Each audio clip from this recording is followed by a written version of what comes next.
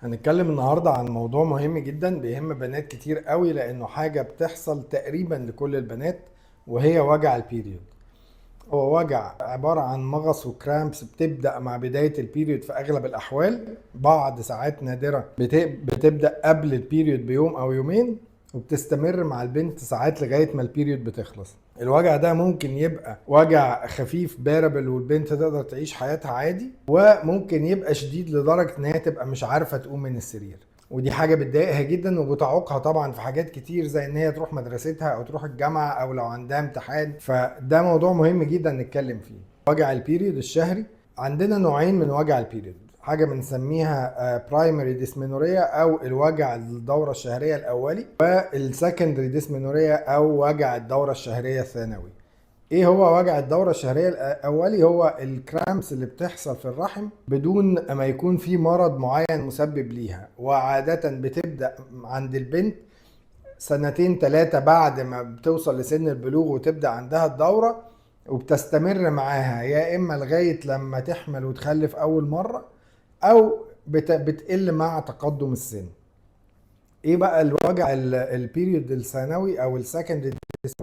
ده وجع كرامبس، برضه بيبقى سببها برضه انقباضات شديدة جدا في الرحم، لكن بيبقى ورا الموضوع ده مرض مسببه، زي ان البنت يبقى عندها اورام ليفية في الرحم، او ان هي يكون ادينومايوزس او التجدد الرحمي، او اندوميتريوزس اللي هو بطانة الرحم المهاجرة.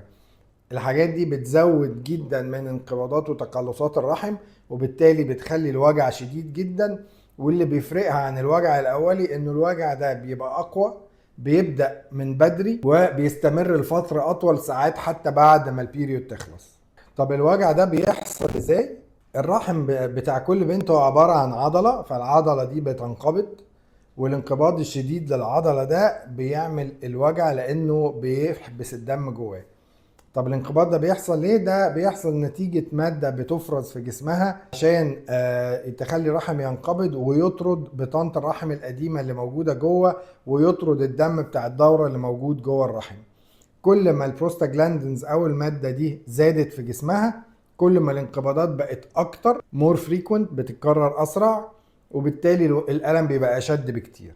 طيب ازاي ممكن نقلل الوجع ده او الالم ده بشكل طبيعي من غير ما نلجأ قبل ما نلجأ للادوية؟ الوجع ده البنت ما تقدرش تمنعه خالص، لكن ممكن تعمل بعض الحاجات اللي تساعدها ان الوجع ده يقل شوية، او ان هي تديفيت تركيزها عن الوجع ده. زي ان احنا نلعب رياضة قبل البيريود بيوم يومين كده، نبتدي نركز ان احنا السباحة، الجري، بعض التمارين الرياضية. الحاجات دي بتخلي الدورة الدموية تتحسن في الجسم، بتستغل بروستاجلاندنز في أماكن تانية في الجسم، وبالتالي بتقلل شوية من حدة الألم بتاع الدورة. ناكل برضو أكل هيلثي وبالانسد من قبل البيريود بيومين ثلاثة. نحاول نبتدي نقلل الأكل المالح والمسكر والأكل اللي فيه دهون كتير، عشان نحضر الرحم بس إنه يعني الانقباضات بتاعته تبقى أحسن شوية. برضو مهم جدا إن احنا نشرب مية كتير، لأنه ده بيسهل شوية من احساس البلوتنج اللي بنحسه او الانتفاخ اللي بيجي مع الدوره،